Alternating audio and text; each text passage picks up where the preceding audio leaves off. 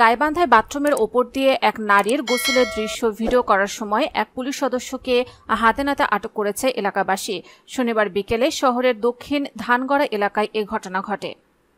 আটক পুলিশ সদস্যের নাম শাহ আলম। তার পুলিশ আইডি BP 8302082571। তিনি লালমনিরহাট জেলার বানভাষা গ্রামের মৃত জয়নুল হকের ছেলে ও গাইবান্ধা পুলিশ লাইনে কর্মরত বলে জানা গেছে।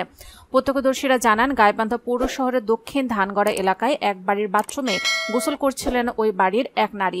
এ সময় বাথরুমের ওপর থেকে মোবাইল ফোন দিয়ে ওই নারীর গোসলের দৃশ্য ধারণ করছিলেন মোহাম্মদ শাহ আলম। ওই নারীর গোসলের ভিডিও করার সময় স্থানীয়রা টের পেয়ে চিৎকার করলে আশেপাশের আরও লোকজন জুটে এসে শাহ আলমকে ধরে ফেলেন। পরে গাইবান্ধা সদর থানায় পুলিশ খবর পেয়ে তাকে ঘটনাস্থল থেকে উদ্ধার করে নিয়ে যায়। ওই ঘটনার এক প্রত্যক্ষদর্শী বলেন, আমি পাশের রাস্তা দিয়ে হাঁটছিলাম, একজন অপরিচিত লোক ওই বাড়ির ছাদ ছাড়া বাথরুমের উপর দিয়ে মোবাইলে ভিডিও করছিল দেখে আমি চিৎকার দিলে তিনি দৌড়ে পালানোর চেষ্টা করেন। পরে রাস্তায় স্থানীয় লোকজন সহ সবাই মিলে তাকে আটক করা হয়। ওই নারীর স্বামী বলেন, আমি বাইরে কাজে গিয়েছিলাম, এসে দেখি লোকজন দিয়ে বাড়ি ভর্তি। বিস্তারিত ঘটনা শুনে খুবই খারাপ লাগছে। একজন রক্ষক কিভাবে ভক্ষক হয়?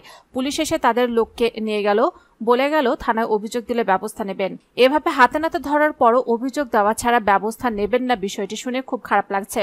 আটক পুলিশ সদস্যকে উদ্ধার করতে আসা গাইবান্ধা সদর থানার পুলিশের উপপরিদর্শক সিরাজুল ইসলাম বলেন, আটককৃতকে জনতার হাত থেকে উদ্ধার করে গাইবান্ধা সদর থানায় নিয়ে যাচ্ছি। তদন্ত করে দেখব উনি আসলে পুলিশ সদস্য কিনা। ভুক্তভোগী পরিবার অভিযোগ দিলে অপরাধীর বিরুদ্ধে আইনগত ব্যবস্থা নেওয়া হবে।